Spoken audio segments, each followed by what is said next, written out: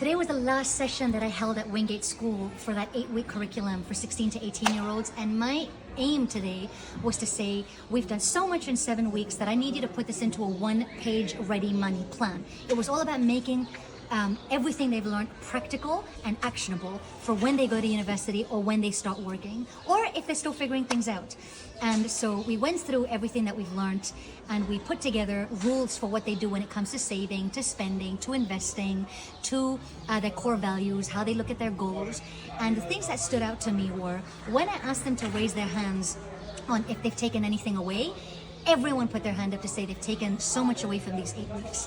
When I asked them whether they personally noticed whether their confidence levels have gone up when it comes to talking about money or handling their money, everyone's hands went up because they feel much more comfortable. So that was a huge win for me. Another thing that we briefly touched on, just because coincidentally it is Global Money Week, is the concept of talking about money openly, right? And so showing them that things like embarrassment, feeling silly, these are all reasons why people don't talk about money, but this is exactly why you need to keep talking about money.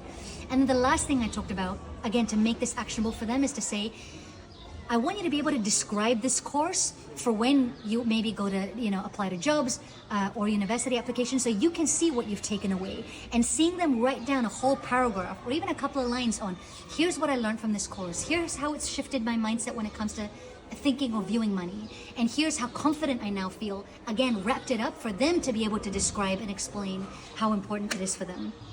We ended it with financial well-being and literacy certificates of completion. They filled out some amazing feedback. We got a great group photo together.